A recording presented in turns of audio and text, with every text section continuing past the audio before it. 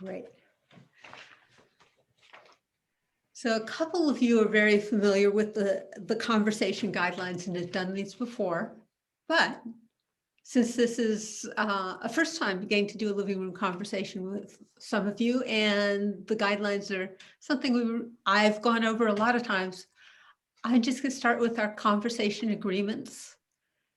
That sets the tone of a living room conversation, so anyone watching gets a good sense of how a living room conversation is likely to unfold.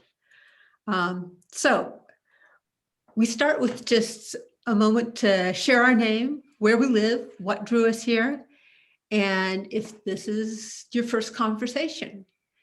And I'll start by saying, I'm Joan. I live in Berkeley, California, and I've been doing living room conversations for about 10 years now, and I really love getting to explore topics in this fashion. And with video, you can't turn and look at someone because everyone's in a different place. Sometimes the way to keep things flowing is just name the next person. So let's try that technique. And so I'm going to turn to Pete, who's co-hosting this with me. Great. Yeah, I'm Pete Peterson. I'm in Malibu, California with the Graduate Policy School here. And we are the hosts of the American Project, exploring principles of communitarian policy and politics. I'm very excited. This is my first living room conversation, and I'm both honored and excited to be a part of this. So I will throw it to Grace. My name is Grace Olmsted, and I live in a tiny town in rural Virginia, so on the opposite end of the United States. And this is my first conversation as well, and I am so excited and honored to get to be a part. You get to point to the next person. I do, yes. How about Matt? Hey, my name's Matt, and I am from Washington, D.C., although I'm in Colorado right now, working on some cool restorative justice stuff. And I got to know Joan quite a while ago now, and we don't see eye to eye on everything, but we absolutely agree on this process and the idea that people coming from different places, both philosophically and geographically, can find a common sense of purpose and maybe even a little bit of respect for one another. So I'm going to give it to John. Yes, indeed. Thank you, Mr. Kibbe. And of course, I think I met you, Matt, originally on one of these living room conversations. So I'm John Wood Jr. From Los Angeles, California. California is well represented here. Yeah, I love the opportunity to have the conversations that this format allows, love the topics, and it's even better when some of your favorite people are involved, as is the case here. So it's good to be with you all. And so I guess that leaves last and not least, I'm sure, Mr. Anthony Barr. Anthony. Hi, everyone. It's great to be here tonight. I'm a second year, well, going to be a second year policy student at Pepperdine. I work with Pete on the American Project, and I'm currently a research intern with Brookings. And this is also my first living room conversation, so I'm really excited to jump in and explore some ideas with you guys tonight. Awesome. So after introductions, we do the conversation agreements. In person, we often each read one, but I'm going to just keep this efficient and read them all, and then we'll go into the first round. So the agreements are about how we're going to engage, and the first is to be curious and listen to understand. Conversation is as much about listening as it is about talking. You might enjoy exploring how others' experiences have shaped their values and perspectives. The second is show respect and suspend judgment. People tend to judge one another. Setting judgment aside opens you up to learning from others and makes them feel respected and appreciated. Try to truly listen without interruption or crosstalk. The third is note any common ground as well as any differences. Look for areas of agreement or shared values that may arise and take an interest in the differing beliefs and opinions of others. Fourth is be authentic and welcome that from others. Share what's important to you, speak from your experience, and be considerate of others who are doing the same. Fifth, be purposeful and to the point. Do your best to keep your comments concise and relevant to the questions you are answering. Be conscious of sharing airtime with other participants.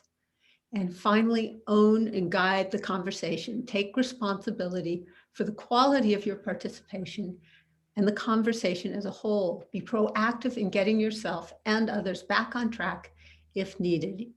Use an agreed upon signal like a timeout if you feel things are not being honored. And the great thing about this is Pete and I, co-hosts, are not responsible for all this. We're collectively responsible if you all agree now. What do you say? Yes. Okay. I see thumbs up and nodding. We're in good shape. It's not my fault. So we'll take it into round one. So this will only be about 10 minutes. And the meat of it is round two, where we'll get into the topic, but this is the getting to know you part. So answer one of these questions and just take a minute or two to do so. What are your hopes and concerns for your family, community, and/or the country? It's one question. Or what would your best friend say about who you are? And finally, what sense of purpose, mission, or duty guides you in your life? For any of those three, and if you like, I can put the three questions in chat if you don't have them in front of you and you'd like to. I think that'd be great. You know, if I'm you gonna do do that, then, amen. And I'm going to pick on you, Pete, because you can start that way. Yeah. Get those in chat. Well, I think I'll go to the first question about, you know, things that concern me in some ways that speaks to a little bit of my own personal mission, is about the fracturing of relationships and polarization and this loneliness that we're seeing around the country that was increasing prior to COVID and has certainly been exacerbated by it. And how we find lenses through which we can build relationships with people who we either don't know or we do know and we know we disagree with them. And I think that ability to find, I mean, this term is used way too much, but a common understanding, a sense in common, is something I'm both deeply concerned about and hope that conversations like this one can find a way to build. I'm going to follow up on what Pete said, if I can, and add on to that, because I very much share those concerns and for all of the same reasons, Pete, that you suggested. But I've wanting to be an optimist, even in times that feel super dark. I spend a lot of time wondering if we're not in the middle of some sort of transition away from old institutions and senses of place that felt stable and reliable to all of the changes that technology has foisted upon us, radically democratizing everything and giving everybody a voice on Twitter, even people that perhaps we didn't want to hear their voices. And I think we're in the middle of something. We're sort of figuring out how to do this radically democratic thing. And if you take a snapshot of it, it looks kind of ugly. But if you think about it in the context of us figuring out a new way to relate to each other, and not just in the way that we did in the hometown that we grew up in, I think we might be headed towards something that's beautiful and awesome. And I'm going to keep telling myself that even when things get weird. Indeed. Well, I think I'll take that as an opportunity to speak to my mission and my sense of purpose.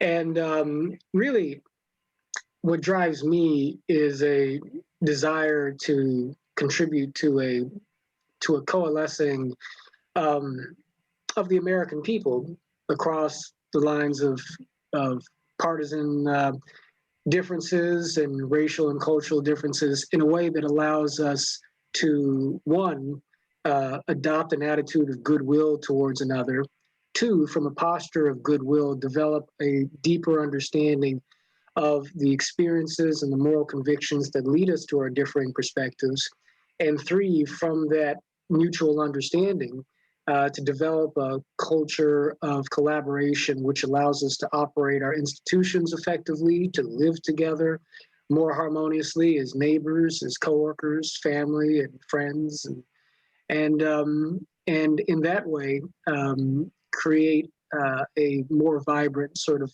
democratic spirit that yields the sort of culture of community that I think Pete and Matt are hinting towards in their own remarks. So that's the mission that guides me, and a big part of why I'm happy to have these conversations.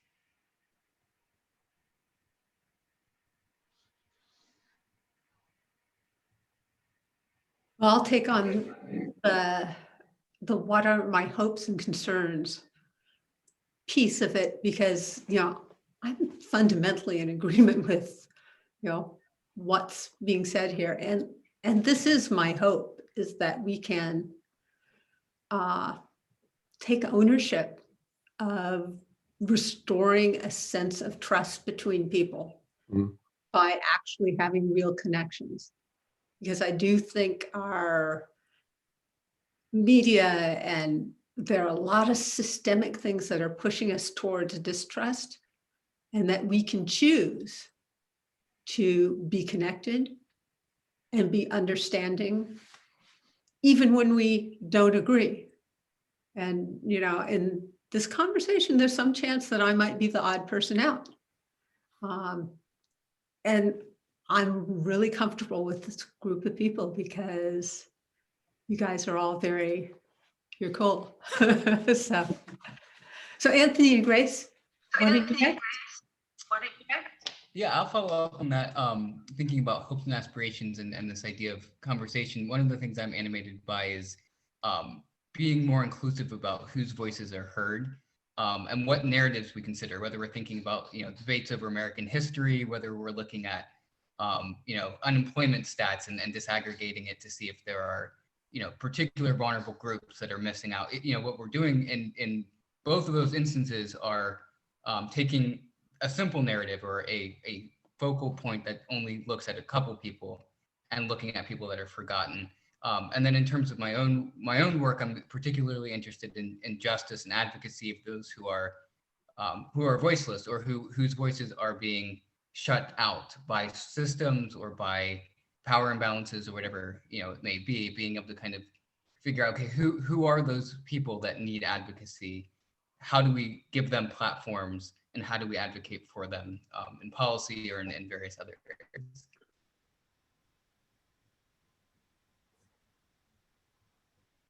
Yeah, so many wonderful comments, and it's hard to follow them up.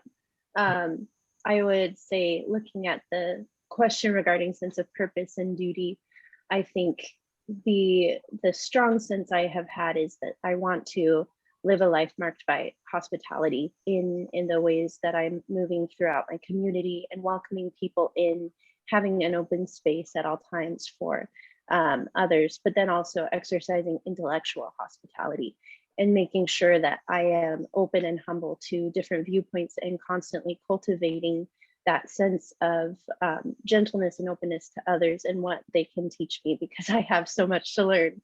And then on the duty side of that, I think it goes back to care, just the sense that in every circle of life that I want to have responsibility and care be the orientations that my life is kind of going toward.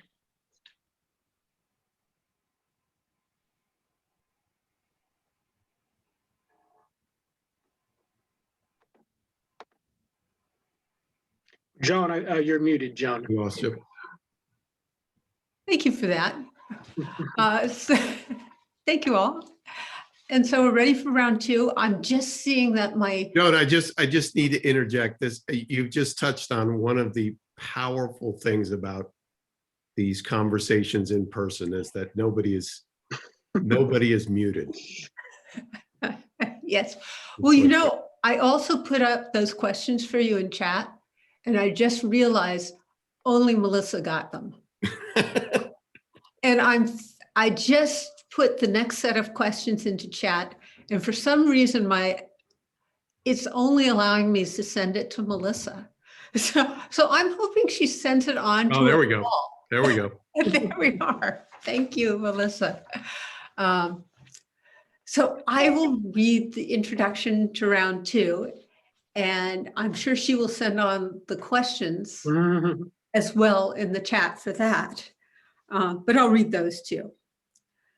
So the idea of conservatism evokes a spectrum of ideas, values, and political positions. This conversation is designed to take a closer look at one point along the spectrum, communitarianism.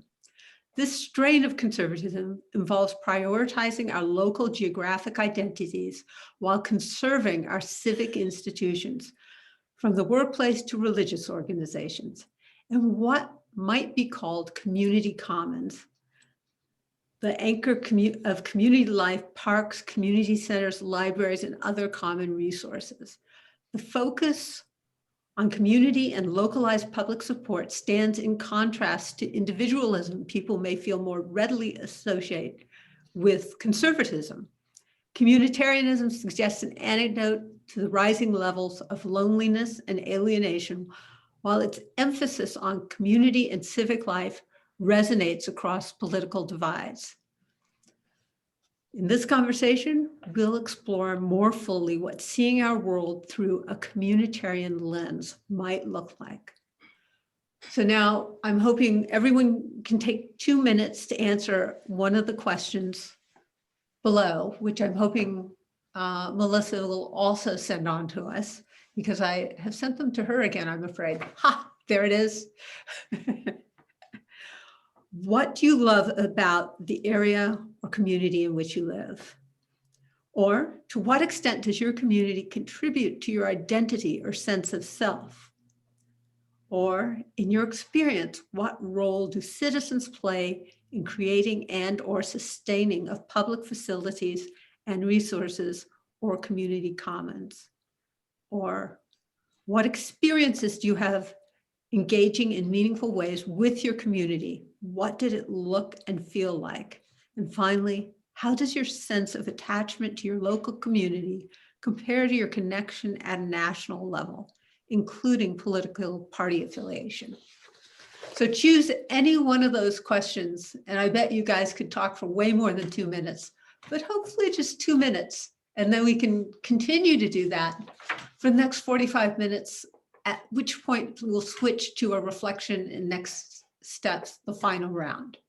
So that gives you a sense of, it's time for us to really get into this and answer a few of these questions and really hear a lot from each other. Well, I'm happy to kick it off. I'll just take that last one, because to me, that's been the genesis of my thinking about these issues. How does your sense of attachment to your local community compare to your connection at a national level? I grew up for the better part of the first 30 years of my life in the Northeast. I grew up in New Jersey.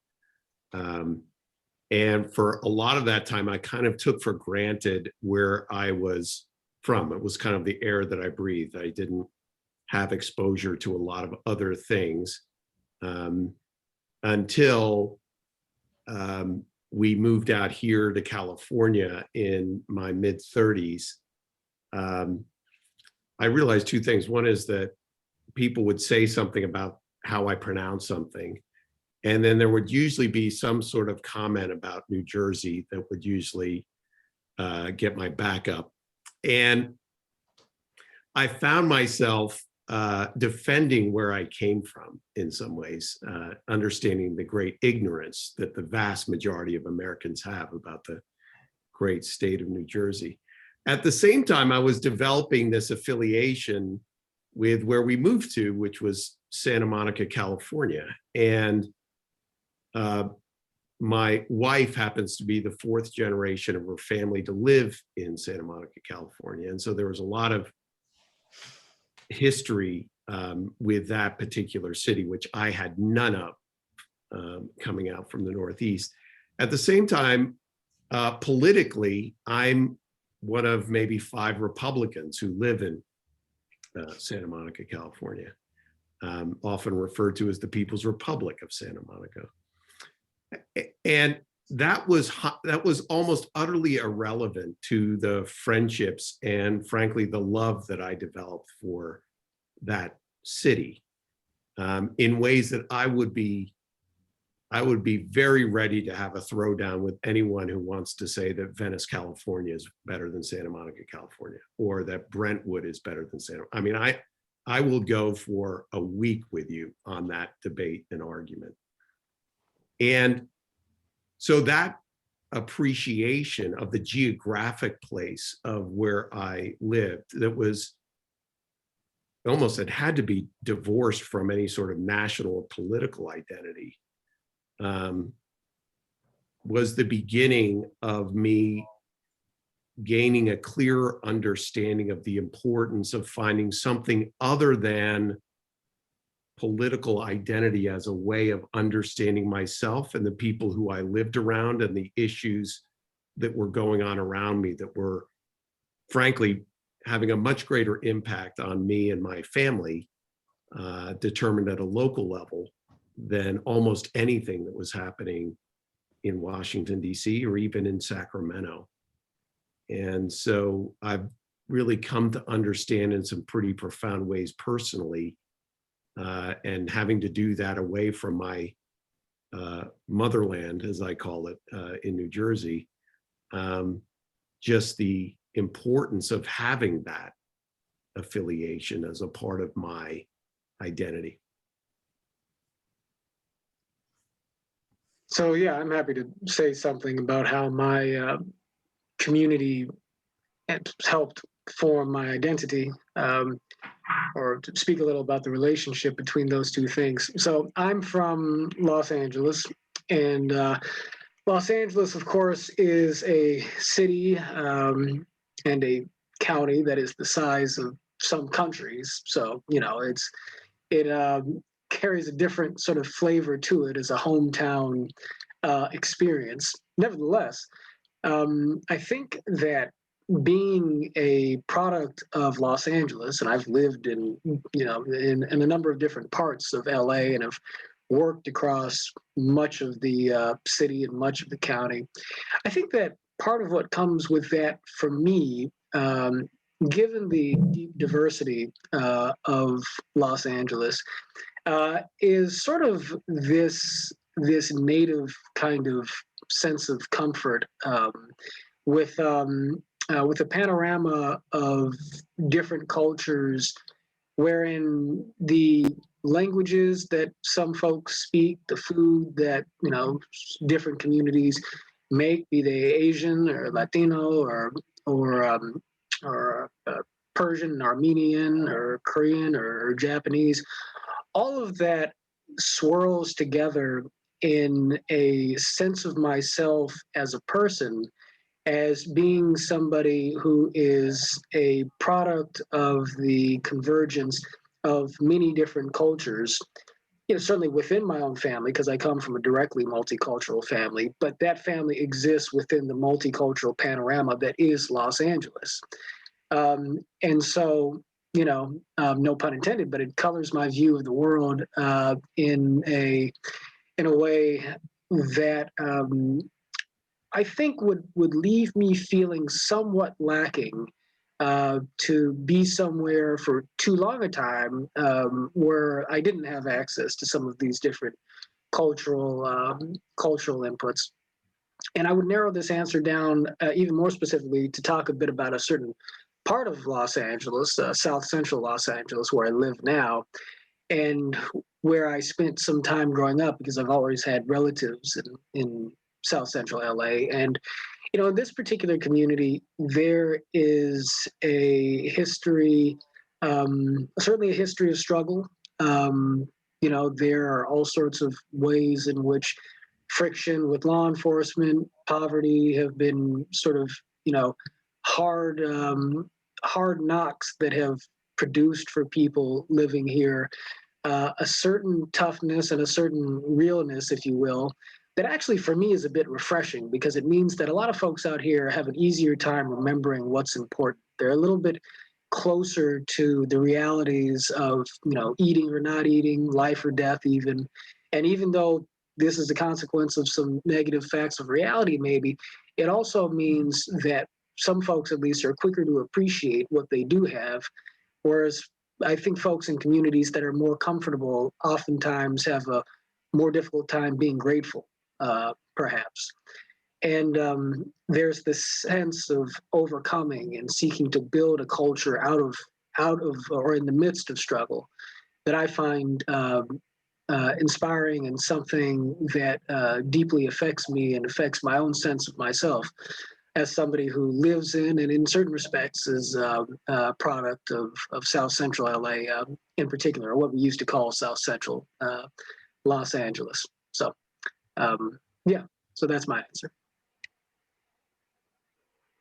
So I'll do the same question that John answered, and I have a very different answer. I live in Washington, D.C. I actually live a couple blocks from the Capitol, so it's probably hard to compare it to a normal community because it's a company town, and particularly Capitol Hill is a very transient place where every semester, every year, certainly every 2 years and 4 years, you have dramatic shifts in who lives in my neighborhood. And that's, of course, multiplied by the fact that, you know, in the last, since January, it's been a bit of a war zone. And to this day, there is a barbed wire fence 1 block from my house, preventing me from walking onto the Capitol grounds. But it's interesting that I live there now because growing up, I don't actually identify with a particular place, a town, that kind of thing, because my parents moved around a lot. And I was born in Florida, and I spent time in Detroit, and I guess I would identify mostly as from Western Pennsylvania. But that has to have had some impact on how I think about people that are different than me. And it's become a dirty word, but I'm still sort of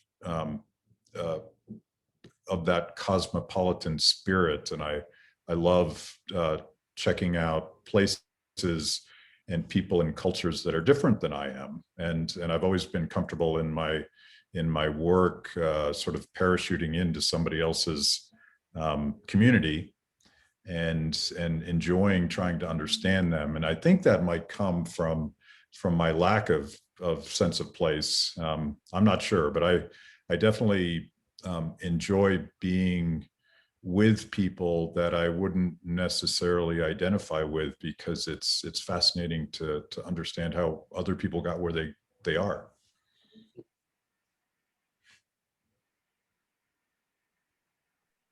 I think for me, the last question is one I've thought about a lot lately, about a sense of attachment to a local community compared to connections at a national level, just because I think probably in the last 5 years or so, I've increasingly felt like I don't have a place in the national level, party affiliations or national politics, not knowing where I fit, you know, not easily fitting into any political box.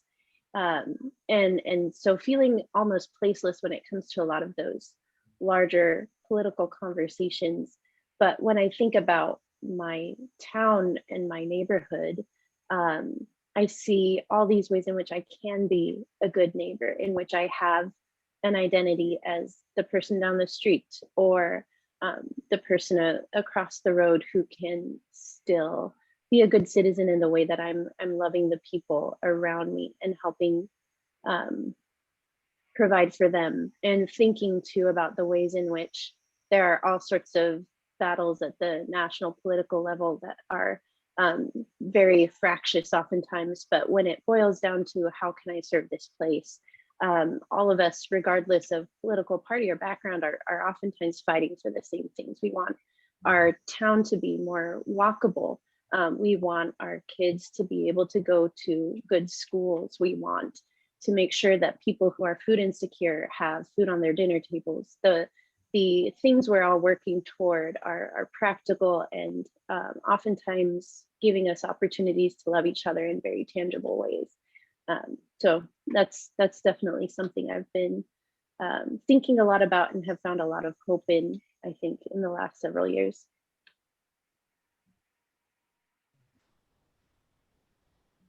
I've been, So I'll talk a little bit. Oh, go ahead, Jim. go ahead. Okay, I was just gonna say, so I grew up in Lancaster County, which is home of the Amish. It's home of some of the best farmland in the nation, and politically, it's pretty red, and yet is also known for being a place that takes in tons of refugees, for example. So there's all these ways in which it's a unique cross-pressured kind of place, and that kind of reflects my own political identity too, as someone who, there's a number of different identity markers that pull me in different directions or that put me in different groups of people that complicate, kind of a narrow partisan affiliation.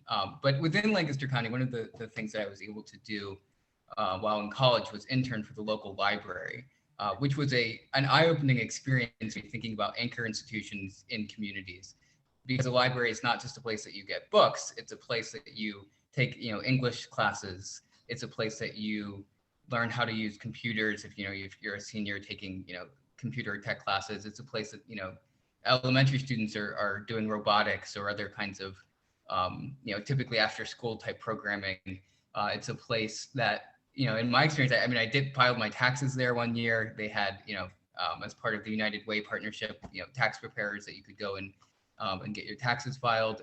There's just so many different things that they're doing and having tough conversations. One of the other bizarre things that overlapped with my internship was, they partnered with the Templeton Foundation and the Smithsonian to bring this Exploring Origins exhibit. And they got a ton of pushback from a lot of the conservatives in Lancaster County, that are opposed to kind of evolutionary programming and things like that. Even as on the other side of it, I knew that, staff was fighting for homeschool support, or outreach or things like that, of the very people that were opposing that Smithsonian exhibit. And so all these different ways in which you see battles over values bump up against essential services, and you realize we're all part of the same community. We're all caring about each other, even when our politics diverge. And the very concrete, needing space, needing people who can, do these things, needing expertise, needing budgets that can be funded.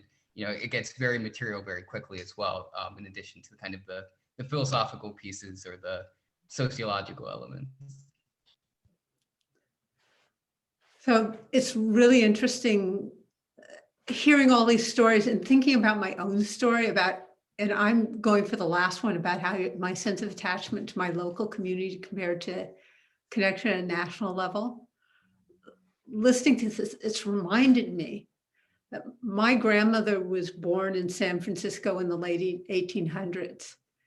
And my mother and father moved to Berkeley when it was a nice, quiet college town in the 50s. And, when I went traveling when I was 18, I had a California flag on my backpack because I identified very strongly with California. And in fact, Southern California, that's just way far away. That's a different cultural altogether. I was very Northern California in Berkeley. And, as I've done this work and the other work, my connection to the rest of the country, I've stopped feeling as separated, and I feel more of the connection. And I feel like, I feel like a lot of our dysfunctions are kind of this always blaming the other, and that we're we're feeling some stuckness because of that. So I feel deeply connected to my local community. This is my hometown. I lived in Alaska, I lived in DC, and I went home. And I went home really feeling like the value of being the place where I had this deep history. But I also went home with a growing sense of connection to the larger country. So it's been an adventure trying to, and the party affiliation, it's doing the living room conversations. It's just interesting being here in Berkeley and talking about issues with much more nuance and much more I don't know than a lot of my peers.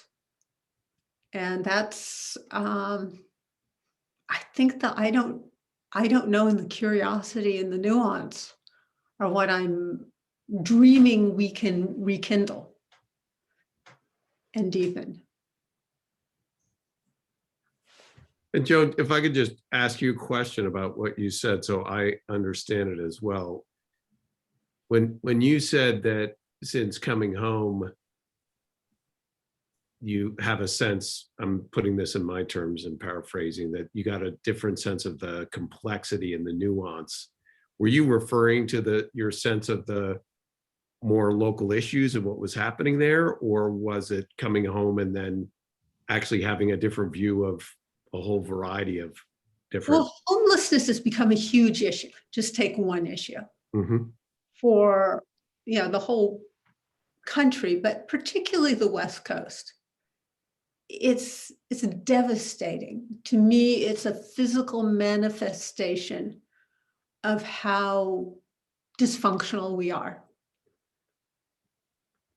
And it hurts me to, as a parent, how can you go walking by people living on the street and explain that to your children? And there's this desperate desire by people across the political spectrum to correct this, and yet we're stuck. So at a very human basic level, I just am feeling this need to become better doing things. And that's hyper local, but it can't be corrected on a hyper local level. It has to be corrected regionally and at a greater, at a national level too. It's tricky.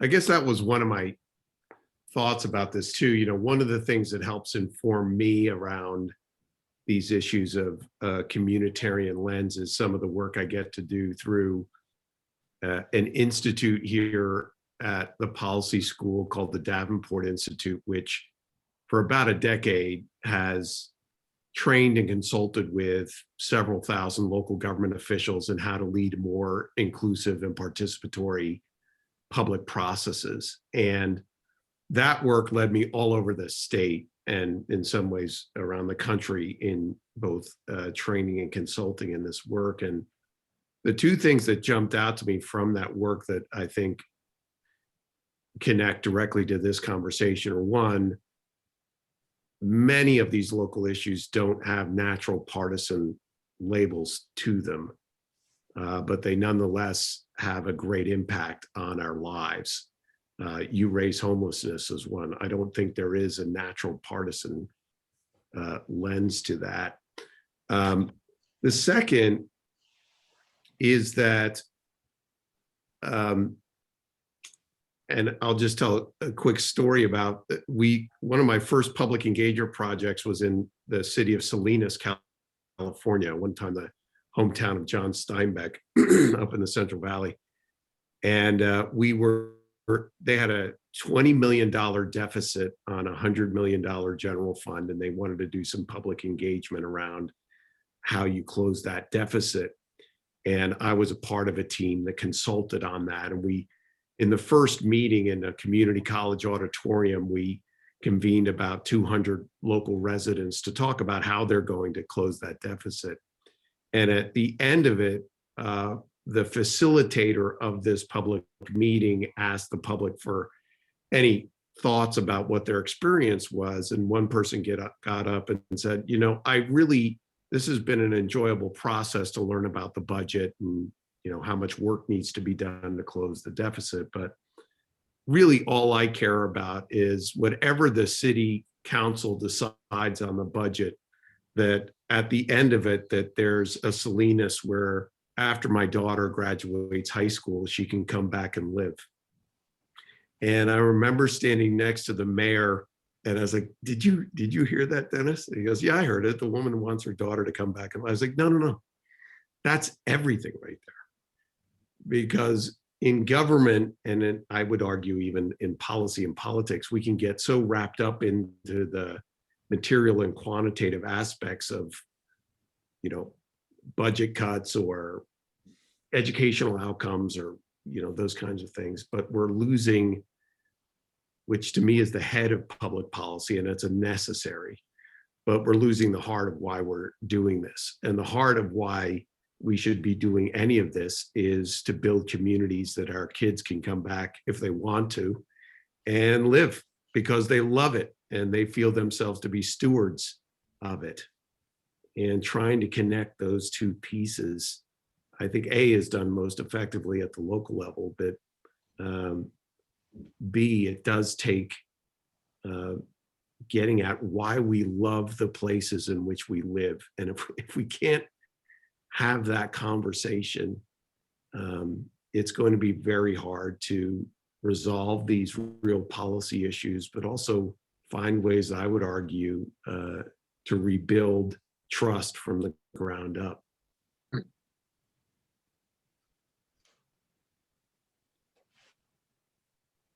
We're doing Quaker style now. I would just jump in there to say that I think that work has to be connected to the economic work as well. So I'm a big fan of Strong Towns and some of the analysis that they put out. They recently were looking at the difference between capital flow and wealth creation in communities. And the idea is, like, you know, it doesn't matter how much capital is flowing out of communities into the broader economy in terms of what that's going to do to a community. What matters is, do you have businesses that can be started? Do you have these institutions, like I mentioned, libraries or, you know, various other institutions like that that are being funded that can provide, you know, the space that we meet together in public and do things together, that provide the resources, the personnel and things of that nature. And so I think one of the things that's really impactful to me about communitarianism is when you start to get into the numbers part of it too, to say, like, where's the capital coming from? How is it being implemented? How is this connected to broader ecosystems of regions or states and things of that nature? Because I think otherwise you end up with, you know, conversations that are happening by all these different groups with no viable way of perpetuating it or you know, sustaining it down the road. So some of you guys know my friend Eric Liu, who is more progressive than I am. And he asked me, it was a couple of years ago, he asked me about my title at Free the People, which is Chief Community Organizer. And he said, are you trolling us progressives with that title? And I said, no, actually, I'm probably trolling conservatives with that title, because I wonder what it is about the word community or being organized that would be so offensive to people on the right, just because the guy from the other party identified as a community organizer. But I was also sort of poking at the caricature of classical liberals and libertarians, and I see this in the various almost infinite numbers of definitions on communitarianism. And it was laid out in the workbook here that communitarianism is at odds with individualism. And I'm not sure that that's true properly understood, because a robust community obviously is made up of individuals, and all of those individuals bring something unique to the table. Otherwise, it wouldn't be a community. It would just be this very boring, dystopian oneness, and that to me doesn't sound all that interesting. So I'm, as a libertarian myself, I'm quite interested in rehabilitating the idea that individualism is somehow contrary to community and cooperation, and the fundamental fact that together we can do bigger, more beautiful things than any one of us, no matter how awesome we are, could do.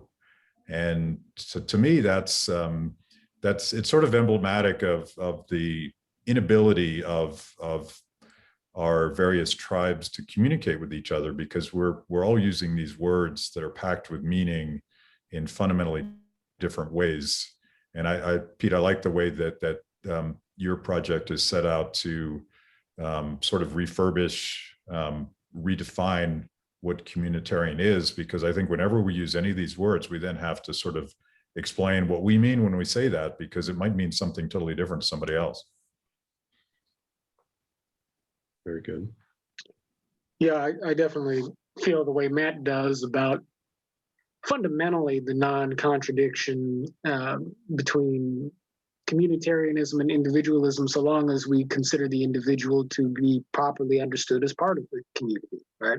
And I think that it's a fact of psychology that a person really doesn't know oneself except insofar as you know yourself in relationship to the people in the world around you. You know, human beings don't exist as abstractions from our social relationships, even if we are not just, you know, a cog in the wheel of a given network. But at the same time, you know, I am who I am in part because I am the son of my mother and father. I am the brother of my brothers. I am the husband of my wife, the father of my children.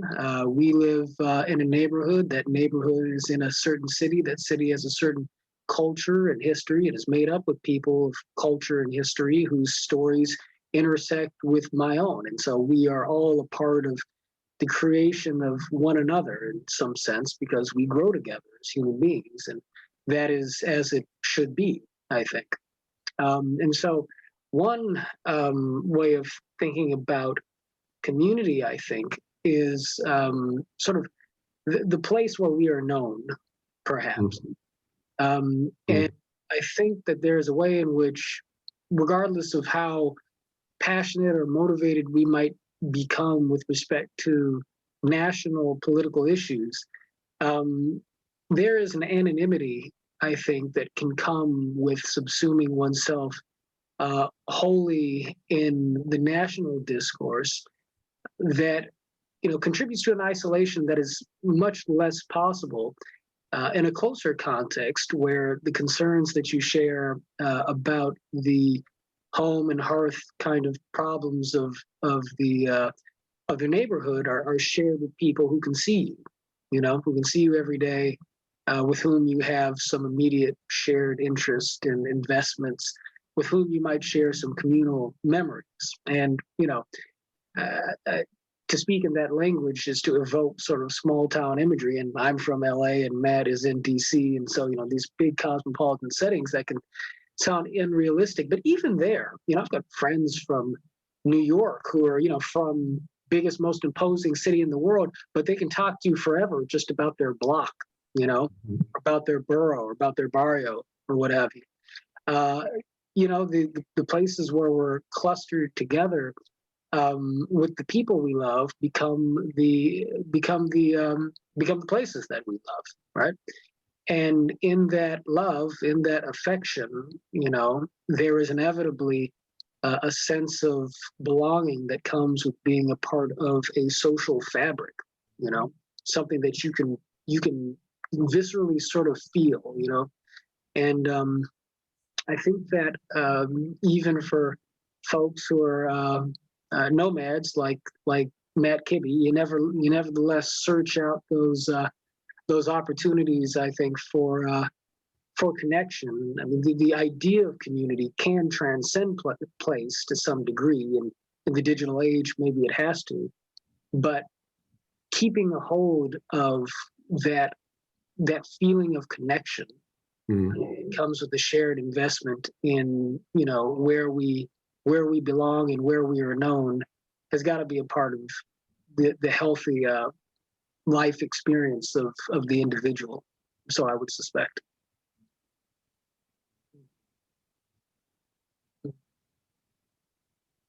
John and Matt both made me think of Alexis de Tocqueville. In Democracy in America, he talks about Americans having this habit of kind of constantly turning inwards and being more insular and atomized in their perspectives. And he said that, or suggested at least, that the best way in which to counter that was through the ways in which local government brought people together, brought them into associations, into institutions, and, in his words, cultivated in them a constant habit of benevolence.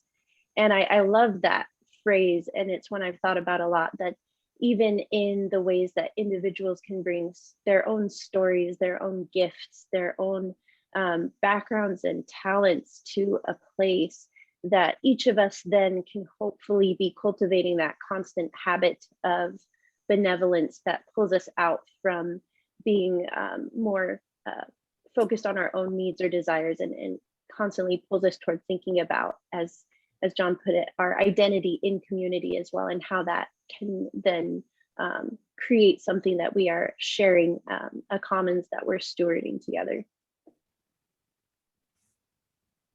Yeah, I think in some ways that other question that we have in the discussion guide around what experiences do you have in engaging in meaningful ways with your community? What did it look and feel like? To me, that happens both in the public spaces, like, so for me in Santa Monica, it would be in the parks and taking our daughter, and sporting leagues and those kinds of things, some of the things that Anthony mentioned, libraries and so forth.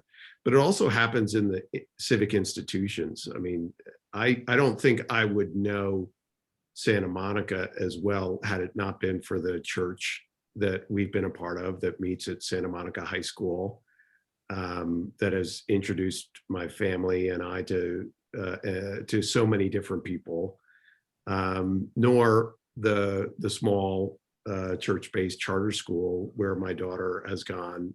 She's now in 3rd grade, but started going when she was in kindergarten, which introduced us to a whole other set of people. And so I think the argument of communitarianism as a whole is the importance of institutions. It starts with a geographic sense of identity in some way, but how we experience and appreciate and get to know our community is experienced through both what might be called the public infrastructure, but also the civic infrastructure that to your point, Grace, takes us out of ourselves into relationships with others that otherwise, these would not be natural neighbors right around us who go to the school or to the church.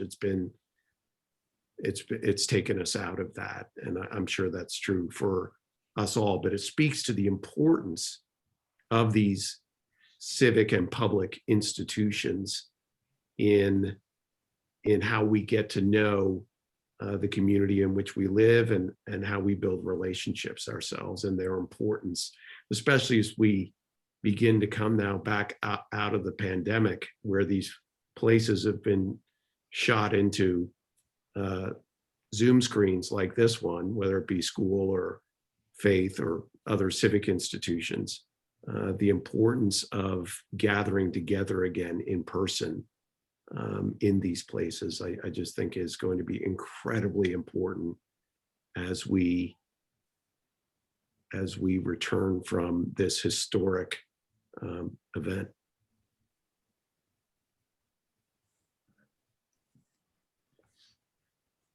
Anthony said something earlier about his hometown and the sort of traditional conservative values that also somehow accommodated refugees and a influx of migration. And I think about this, everything we're talking about in terms of sense of place and community, we're talking about in a very positive way, but sometimes in politics that's treated as the ultimate negative, as insular and sort of a caricature of conservatism, where the caricature conservative does not want things to change. That means not rethinking cultural traditions and probably not wanting new people to come to his town. And again, I don't see this contradiction, but these institutions, Pete, that you're talking about include not flexibility, but they're the types of institutions that allow for change and growth without throwing the baby out with the bathwater. And I think again, we talk past each other quite a bit on these subjects because today we're having a very heated debate about, well, not just today, but for a long time we've been having a heated debate about immigration and how an influx of immigrants might fundamentally transform America. And I don't buy that argument, but that's very much part of this localism versus cosmopolitanism that I sort of ascribe to. And I think we at least need to appreciate the anxieties that change creates in these beautiful, robust communities that we're talking about. Well, and I don't mean to hog the airtime, but what you said just triggered a thought for me, which is the importance of these local areas in helping us to understand and manage change in our own lives is felt most presciently, and I think powerfully at the local level. I was asked to speak to a group in Santa Monica that was a civic group at the community college there.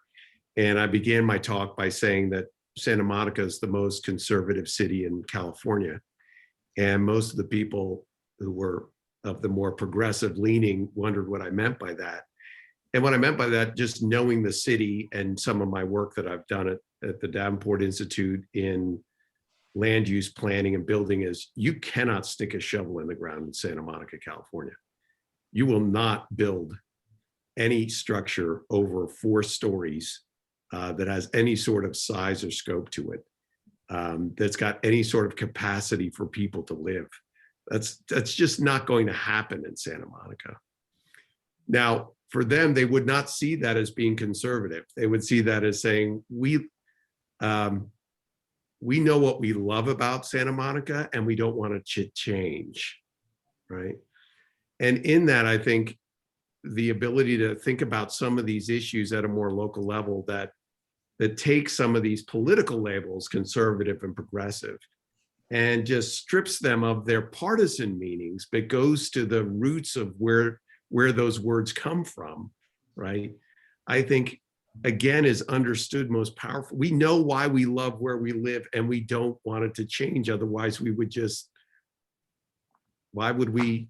I mean, we're thankful. By and large, we could leave where we live and move someplace else. Even in places that are economically depressed and challenged, and I've worked in some of these cities around California, people know why they love it. And so I think that's another part of this as well, is how we balance, to your point, Matt, the exclusionary element that says, yeah, this city is different than this city, and we know why we love this one different than that one, but at the same time is welcoming and can understand that life changes and communities change. How do we manage this change in a way that is true to the identity of the place that we love? To me, that's a set of conversations that are worth all of us having, and I think would be much more productive than, frankly, some of the national debates over issues that we really don't have as individuals, significant control over. So I want to just point out that we are nearing 4 o'clock, and I've put round 3 questions in there. And this is our, this is our conversation. So you can blend answers to round 2 with round 3, but also start to consider what was most meaningful or valuable to you in this living room conversation. Was there any learning or new understanding or common ground you found on the topic? As how has this conversation changed your perception of anyone in the group? And is there a next step you would like to take based upon the conversation? So just so you have that in mind as we go into the last 15 minutes of the conversation. But yes, speak to what you most want to speak to. And Anthony, I've heard your echo a couple times now here, so I'll be really quiet and hopefully you can say what you've been wanting to say. Oh, I was just going to jump in and say that I think that conversation about the tension between, loving a place and wanting to kind of preserve what you love and being open, gets us right back to, Grace talking about hospitality at the very beginning as something that has to be deeply formed in us, that we aren't naturally welcoming to the stranger. I mean, that's coming out of my faith tradition. That's something that I think is apparent, is that you have to model it, in your, for yourself, for your family, for your community. You have to model this radical hospitality, or it's not going to be the default. And that has very tangible, material consequences as well. I mean, we were talking about homelessness or just, housing and, lack of housing. It's like, well, if you have restrictive zoning, if you're not able to build new housing, that's a huge component, or you're not able to actually start new businesses in your garage or something like that. But it starts with that deeper, ethical piece of being welcoming to others, and inviting them into, the thing that you love, showing them that this is something that they can love too.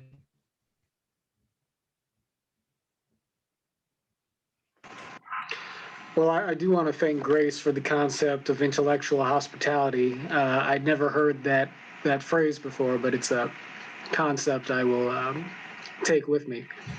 And yeah, it was just interesting hearing everybody's particular sort of relationship to where they came from and to the concept of place and of community. Interesting to note in Pete and Matt's examples, sort of this idea that community can be found. I mean, even if you are from, somewhere else, even if you spent a fair amount of time moving around, but there's this thing that can happen to some of us where we plant roots, and even if we maintain an affection for where we came from, we can develop a very positive and deep relationship to where we arrive at. On the other hand, there's a journey like Joan's, where Joan, you from, the other California, the other side of the state, you traveled around a bit, but then you came home, and clearly, you had this sense in yourself that there was a home to come back to, and in coming home, you come home with a broader perspective that you then, I think, sort of, through which you suddenly see home perhaps anew a bit. And, then there's somebody like myself who has more or less lived in the same general vicinity for his whole life. But, the place that I live continues to teach me new things, and it's funny. One thing that makes you realize how much you may be a product of your hometown is indeed going somewhere else. I mean, I remember, traveling in the South and, eating at, sort of one Southern diner after another. And I remember being in Tallahassee in particular, actually, which is Northern Florida. But I remember feeling like, after my 5th biscuit sandwich for breakfast, I was like, I really need a piece of kale. Somebody, if anybody can, offer me that. And I never felt more like like a latte sipping Angelino than I did at that moment. But it made me realize that I'm a bit of a California boy after all, perhaps. And so, all sorts of ways to gain perspective on the importance of home, whether being abroad or being at home to do so.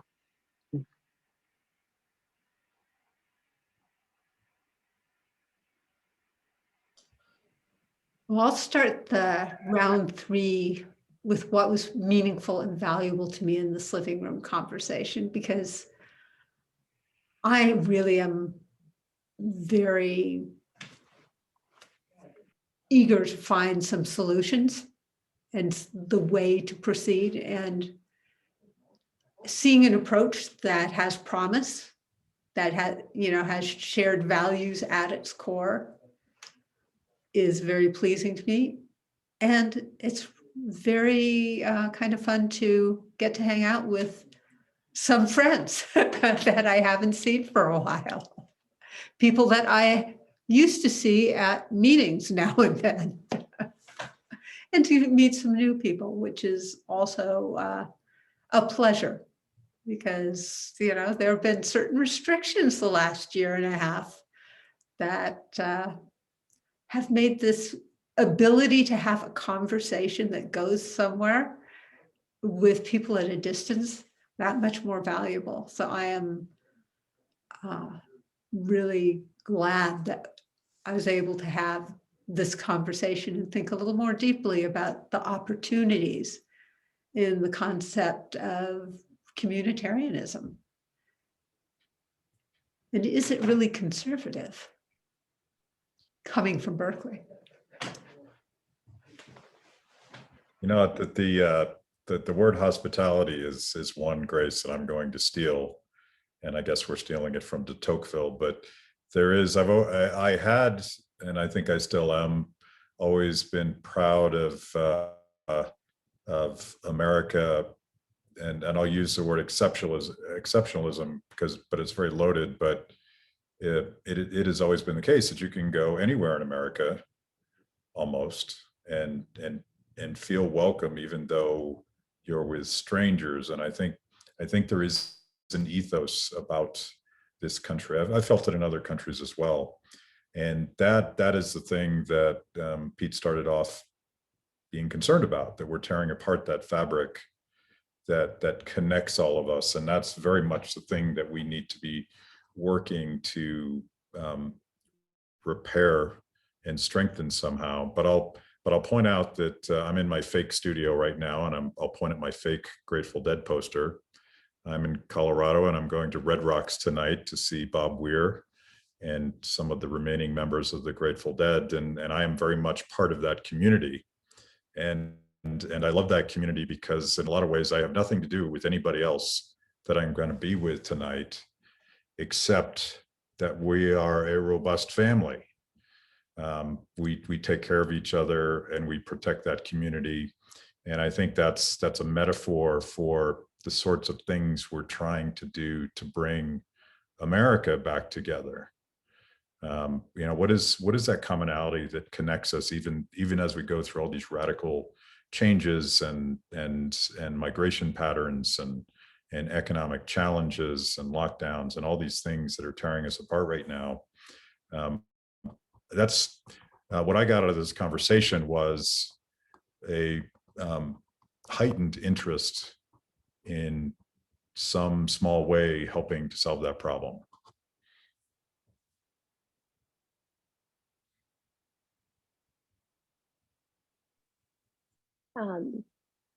Thinking about both things that were meaningful and valuable, and also next steps. I loved what you said, Joan, about the conversations you've had that have nuance and depth and have given you a vision, I think, for both connections at a national level, for conversations that can be had that create empathy and love and that steer us forward in a positive direction. And I feel very encouraged to seek those out for myself, to make sure that I'm spending less time on Twitter and Facebook and more time cultivating real conversations with people that get into shared ground and bridge some of those divides that don't fall into the bombast as easily and get me thinking more and more about how we can cultivate a sense of shared identity and purpose and love at the national level as well as at the local level. So thank you for that. That was really profound for me.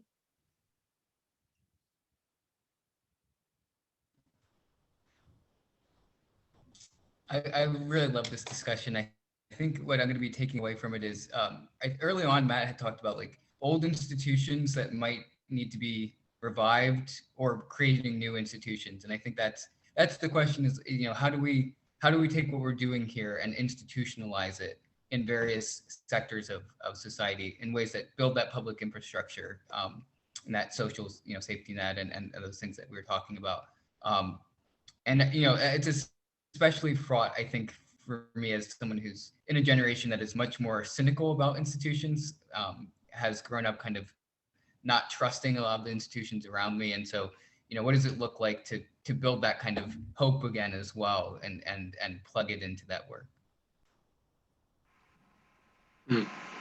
Yeah, I would just like to second Anthony's sentiments there. And I agree about the tendency of our generation. I imagine we might be, I'm probably older, but close enough to the same generation to get the same sort of feeling. I think that in a way, you know, you actually do hear the word community thrown around a lot. But what you hear is you hear reference to communities, right?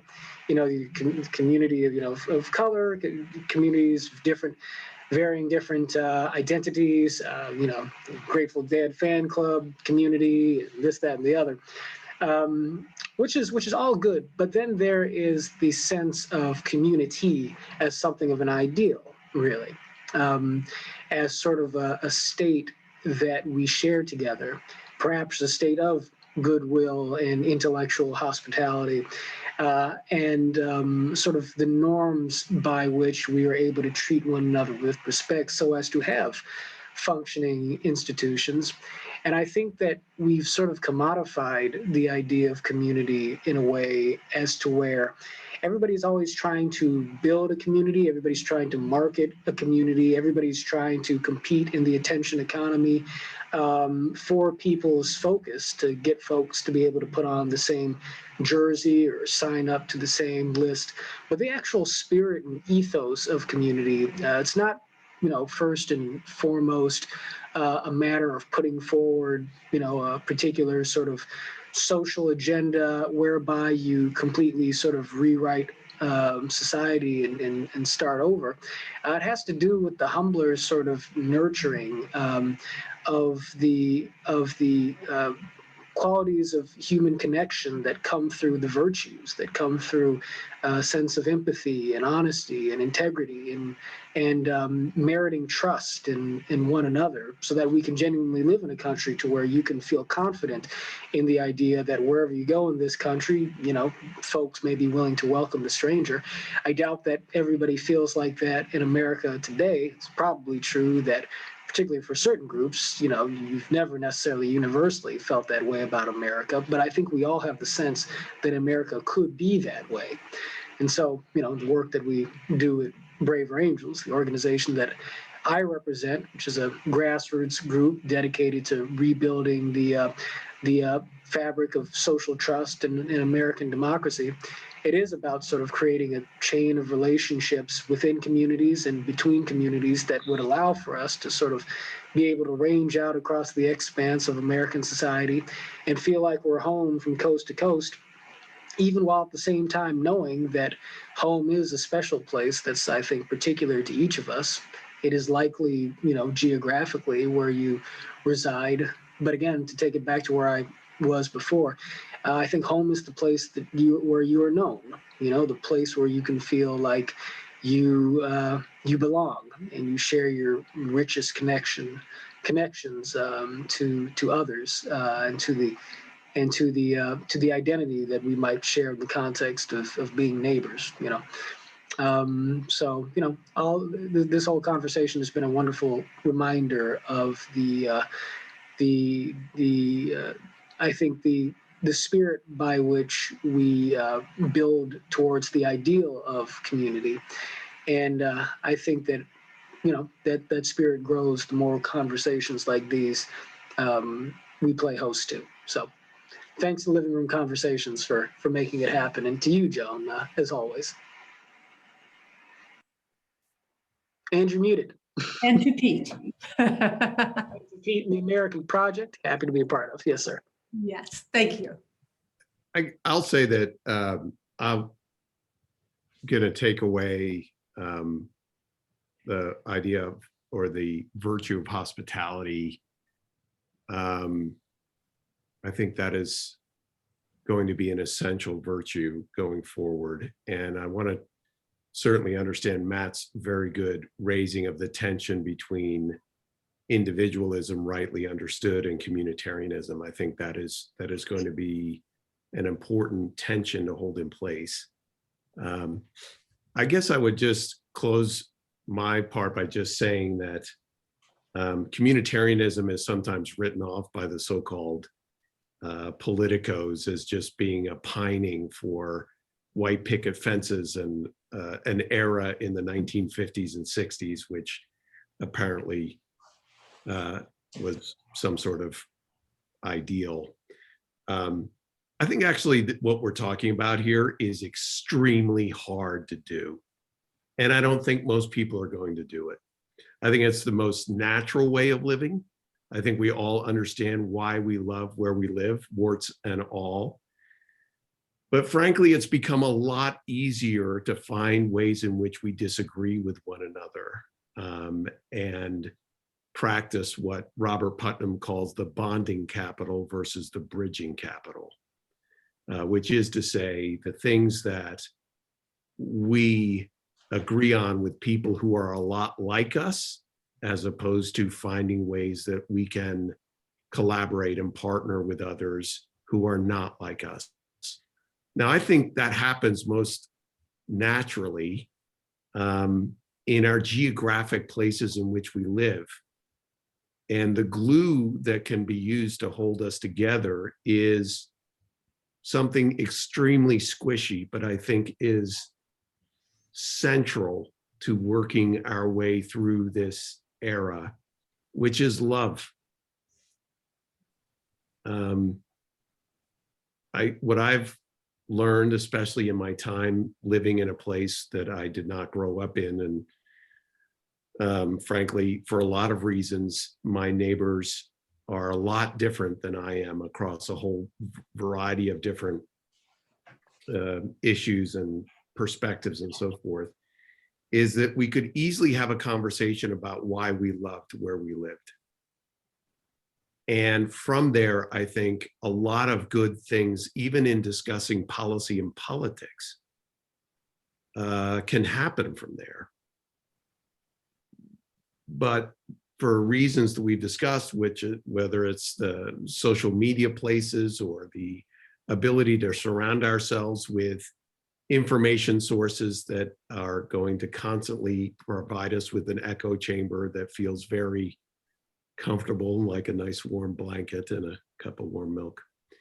That is not reality.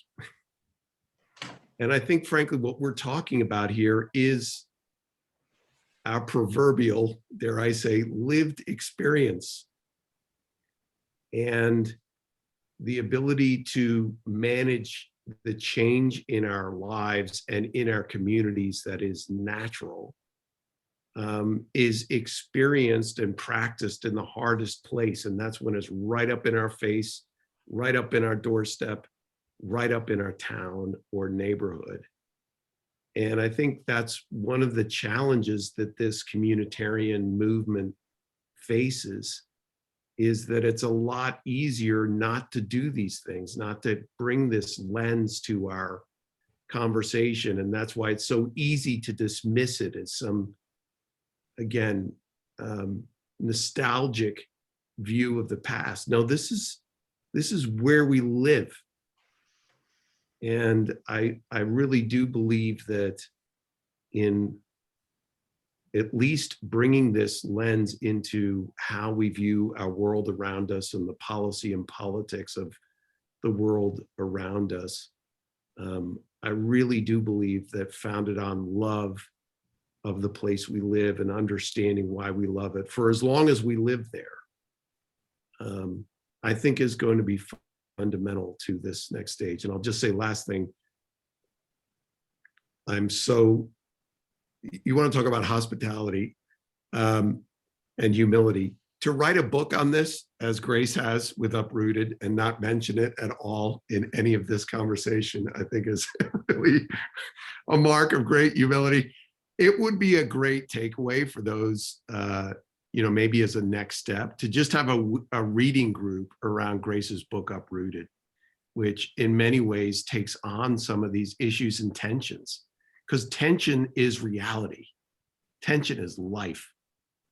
And this Manichaean world of one way or another is just a very comfortable place to put ourselves in. And I think as we continue to wrestle with why we love where we live, as we negotiate the changes to those places, I just think that's through hospitality. I think that's our way forward. Well, am I there? Yes, I'm there. So super grateful for all of you showing up for this. I think that's the full conversation, but it's not as though you have to leave instantly. I'm hoping this is the first time this particular conversation has been had. And, so my question for Pete, now that we're after, is how much do you want communitarianism and conservatism? Do we need communitarianism and not conservatives too? Absolutely. No, Right. I think that communitarianism is a lens through which we look at the world around us, particularly the policy and political world. Now there's a long stream of conservative thought that could be understood to be communitarian, but there is also a stream of thought that comes out of the more progressive or liberal communitarian world as well.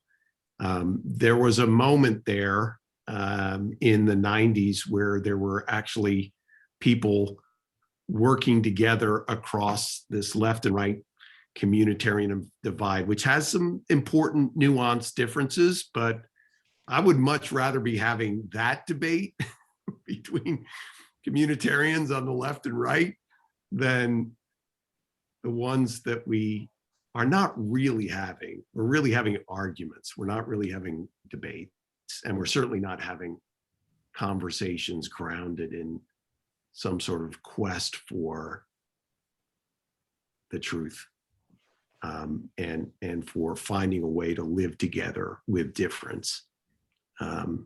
So yes, very much.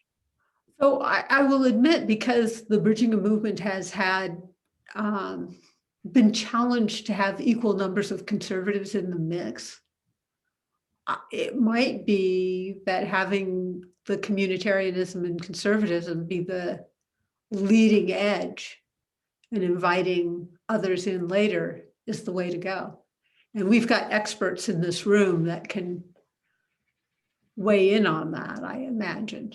Well, I'll just say we've been at this now for a little over 3 years, and we've certainly taken some hits from the right.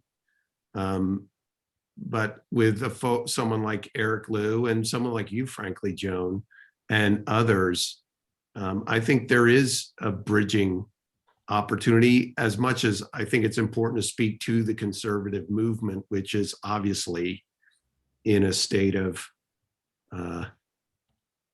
questioning, dare I say.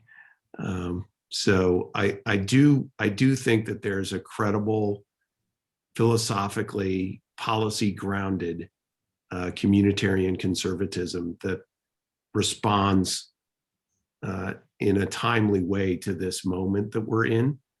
But I also believe that it has the ability to, as it has shown in the past, to bridge. Yeah, I think you're right. And of course, the question is, Yeah, how how to have it spread in such a way that it becomes a major theme.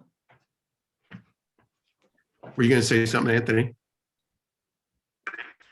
Yeah, I was just gonna say, I think the trap that I'm noticing is when there's pivots to culture war as kind of the cover that gets placed on the communitarian aspects, whether it's the left or right. So I'm thinking like most recently, I was really frustrated. Marco Rubio had released a statement standing with the workers and the Amazon workers who were unionizing. And I was like, oh, this is perfect, right? Like the organized labor, self-determination of communities, et cetera. But his reasoning was, because big tech is declaring war on conservative values. And it's like, okay, well, that's not going to be a starter for any kind of bridging. And that's an easy example to pick on, but there's, certainly on the left as well, where it's like, if that's what you're doing, and often it's to throw meat to your base, then you're not going to build those bridges. But if you're really focused on, what are the specifically material, like zoning, that's I think much more. You see the supply side libertarians who are saying, let's get rid of government regulation. You see the Biden administration saying, hey, exclusionary zoning often has kind of racist implications. And we're agreed that we need to make it easier to build. And you focus on that and you build these really big coalitions. So one thing, the more I get into restorative justice, it strikes me as a perfect application of the kind of communitarianism we're talking about here, that has in different ways appeals to people on the evangelical right and people on the progressive left. And John, I actually met with one of your colleagues today. You don't know this yet, but we are doing an event with Braver Angels where we'll be showing our documentary on restorative justice and trying to start something in the Denver metro area. And it's fascinating because it's both a collective community action thing that takes back the responsibility for safe neighborhoods and requires participation of people in the community, and it requires agreement between law enforcement and social justice activists and everybody in between. But at the same time, it's a radically individualist philosophy that says instead of somebody that has done something wrong paying a debt to society, we're going to make the victim whole as best we can.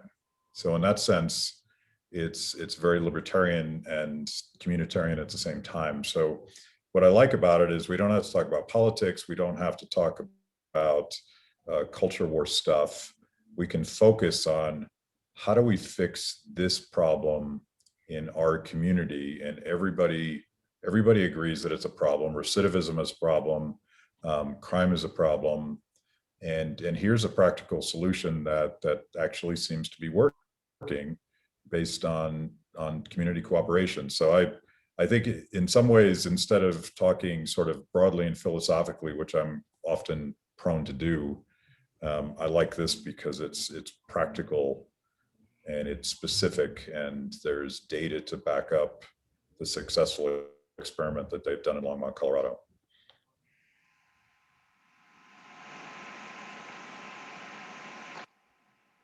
We are actually working with some folks in Colorado with restorative justice conversations too. So I'll try and send something on that on to you. Okay, great. There's a lot of good activity. And what I like about this is I've been kind of missing, after a real living room conversation, people hang out and talk because you get to get into all the other stuff. We're actually doing that here. So that makes me happy. For sure. Well, Matt, I look forward to hearing more about our budding collaboration. That's great. You're right. I did not know. So that's very cool. And there's so much to be talked about on the subject of restorative justice also. I would like to just see that catch on like wildfire in the conversation and across the country, because we keep looking for humane but also responsible ways of engaging matters of criminal justice And so much of the problem in that particular issue set, I think, has to do with a communal and a social breakdown between law enforcement and the communities that predates, George Floyd and so forth. And in some respects, I think has been too pessimistically characterized in the aftermath, although the aftermath has genuinely worsened relationships. But I think you have this longstanding dynamic where law enforcement, for instance, is culturally just very different from the communities that they police in certain areas, certainly in Los Angeles, where I'm most familiar. And even if you weren't in what is generally going to be, a set of circumstances with the potential for a lot of hostility, just the fact that you've got folks speaking tremendously different cultural languages and officers who are not necessarily trained to be social psychologists in their dealings with other groups of people mean that it's not a good formula for understanding and for communication, right? So if we can begin to reset those dynamics a bit, that would be powerful. The problem is that, or one problem to Anthony's point, is just that what motivates people and what mobilizes people in politics at the moment is an appeal to our fears and our resentments. So even politicians who might want to do good and build a more sort of communal culture of politics. And Matt, I'm thinking of one of our favorite senators who's done some of the best work that's ever been done on the Hill on the subject of social capital, but who still, if you look at his mailers and literature, he still has to employ the same sort of red meat language that his peers do, because I guess that's what he has to do to raise money and so forth. That reality traps us in a vicious cycle to where it's harder to introduce those kinds of communitarian solutions because it sounds namby-pamby or whatnot in an environment where folks just want you to win the culture war. That's what we're consumed in. So building out the infrastructure for community connection and establishing alternative storylines and narratives and amplifying and broadcasting those, using the digital space to our advantage and so forth. I think that there's a way in which we have to make some in-runs around some of the traditional institutions in order to save them, perhaps, or in order to stabilize society that our mainstream institutions are actively destabilizing because they can't disenthrall themselves to this culture of animosity that we're so wrapped up in. So yeah. It's I didn't realize this when we started this project, but the beautiful thing about restorative justice, particularly in the context of communitarianism, is it is fundamentally bottom up. It is fundamentally apolitical in the sense that you're not waiting for a state legislature or a governor or president to act, because you ultimately have very little impact on how those decisions are made. But at the local level, there's still small p politics. And what we've discovered is that when law enforcement is skeptical, because we want law enforcement to come and participate in this process. And one of the best ways to get them to show up, unless they're particularly enlightened and realize that they have some problems that they need to solve, is that you tell them, a lot of key members of the community are showing up. Mm-hmm. And that's sort of the logic of grassroots action at any level. If you show a willingness in the community to step up and push for reforms, all of a sudden all of those stakeholders show up as well, because they at some level need to be in sync with their community. Yeah, that's right. But it's a positive sign to know that is motivating to folks on the ground, right? To know that if those folks are showing up, that I feel moved to show up as well. And, we're banking a lot on that at Braver Angels, that if we can get folks to show up coming from one direction, you're more likely to find the folks on the other side who will feel honor bound maybe, or maybe just curiosity driven, but who will feel moved one way or another to take up the other side of that conversation. So I think that our faith in that has been pretty well borne out. But the question becomes, can you scale up this culture that we're talking about? And over the course of the next few years, I think that each of our projects is going to, is going to be a part of, I guess, provoking an answer to that question, because there's so much energy that is below the radar in the national conversation around these kinds of moves. And at a certain point, I think we're going to see these streams. I mean, it's already happening in certain areas, but at a certain point, we're going to see these streams joining stream more and more. And I think that a genuine communitarian shift is possible, and even likely as a response to the toxicity that we're all dealing with. Because what's the other option? What's the other direction that we go in? More of the same? That's not an option. Not if we want to, preserve American democracy as we know it, I think. So yeah, I think that is the political and cultural question, especially coming out of the pandemic. It would have been a question 2 years ago, but when distance has been enforced, and a bunch of practices, both business and civic, have been transitioned to online, how do we respond when it's frankly a little bit more difficult to meet in person and to do things with those who we don't know? One of the challenges to doing this work online is that it becomes very selection bias oriented. And, as Anthony was talking about in our public spaces, aside from choosing where we live to the degree we have that choice, we don't choose our neighbors. And I think that understanding of how we deal with forced difference, which I think can happen in our geographic environments, is going to be the test in these months and years ahead. So with that small task ahead of us, Joan, I send it to you to wrap us up. In terms of wrap up, I am just super grateful for all of you showing up in such a wonderful, present way and sharing your wisdom.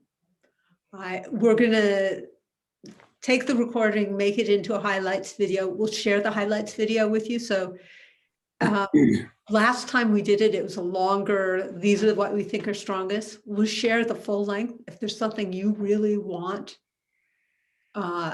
captured for the highlights, let us know. I'm guessing you're not going to watch it all. Everyone normally just says, okay, whatever you send, but it's available to you. Transparency, however engaged you want to be. Chandler, who does these, does a beautiful job typically. And, if there's anything you want refocused, let us know, because we want you to think that's the best highlights video you've ever seen, and you want to share it. And then we have millions of people have this conversation. All of a sudden, everyone's communitarian, and we all live happily ever after. And our children want to move back to where we live. Our goals are small. Our goals are small. Yes. Recent conversation, new mother says at the end in the close, this is what someone told me. We do it for love. So, that is a theme. That is why we do this. Yeah. So I am deeply appreciative of everyone here. And I think this conversation has huge potential. And if you see ways to make it better, let us know. This is open source. We're always looking to learn. Great, Joan. thank you, John. Well, thanks. And again, encouragement once we get the pieces ready to send out, to use your vast, as I look at you, social media and other channels to promote it. It'll go back to the Living Room Conversations page, which will have a discussion guide and the video as a way of kind of teeing up actual conversations. So thanks for that. Beautiful. Great. Thanks all. It was great talking. Thank you so much. Great meeting you, Grace and Anthony.